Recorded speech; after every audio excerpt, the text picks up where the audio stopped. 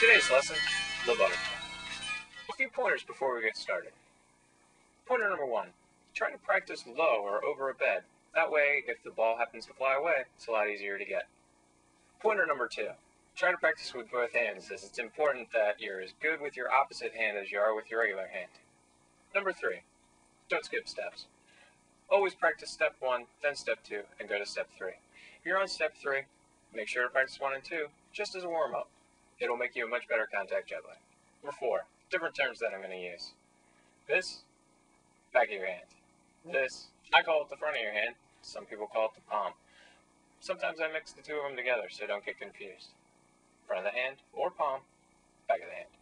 Pointer number 5, make sure to catch the ball with control.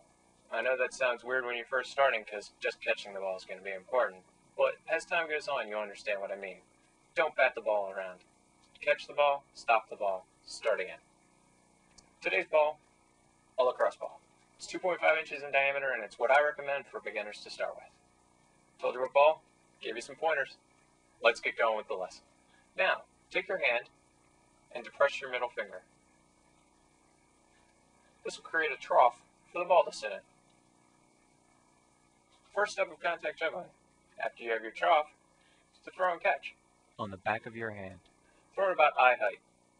Now, put the ball down. We're going to do a belly dancing exercise to loosen your arms and get them ready for the next step. Put both arms in front of you as though you were a genie about to grant a wish. Now, imagine that a string is attached to the ceiling to your wrist, and it's going to pull your arm up and out of the way. And then as it comes back in, your other wrist will be pulled up and out of the way. And when they come together, both arms will go out and come back in. Do this for a few minutes to loosen and limber your arms and prepare it for the next step. Step 2, throw and catch in a plane. Grab your ball again, put it on the back of your hand. Now imagine a brick wall in front of you. That's what I'm talking about by a plane, not actually an airplane. You're going to throw and catch the ball in that imaginary plane. Step 3, roll, throw, catch. The ball will be rolled off the back of your hand, thrown into the air, and then caught on the front of your hand. Then it will be rolled off the front of your hand, thrown in the air, and caught on the back of your hand. Without the assistance of my other hand, it looks a little bit like this. Now eventually, the roll, throw, catch works its way down to a smooth roll. Step 4 is the back-to-back transfer. Now you want to start the back-to-back transfer the day that you start the throw and the catch on the back of the hand. It's going to take you about as long to get the back-to-back transfer down as it is to get the nice smooth roll, so that when you have the smooth roll, you have the back-to-back transfer ready for it, you'll have the full butterfly ready to go. Back-to-back transfer. Now, place the ball in the back of your hand, take your other hand, and put it in front. 2 reasons you want to put it in front. The first reason is room to maneuver. If you were to put your hand behind, you'd run into your body, and you wouldn't have room to maneuver. In front, you have a large space with which to maneuver.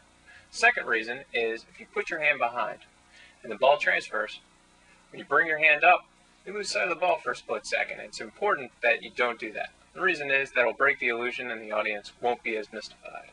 So, take the ball, back of your hand, take your other hand, and put it in front. Now, you're going to roll the ball from one trough to the other with your hand in between. Now, this is going to take some practice. That's why it's important that you start the day that you start throwing the catch on the back of the hand. With the smooth roll in both hands and the back-to-back transfer, we have the full butterfly. It looks something like this.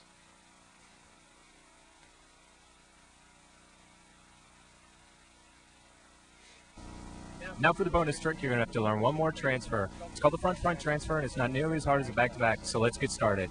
Take the ball and put it on the front of your hand, put your other hand in front, boom, boom, done. That's the front-to-front transfer. I do mine like this. You can also do it like this. It's a style issue. Doesn't take long to learn, but when you combine it with the front-to-front transfer with the back-to-back transfer, you get a trick that I like to call around the world.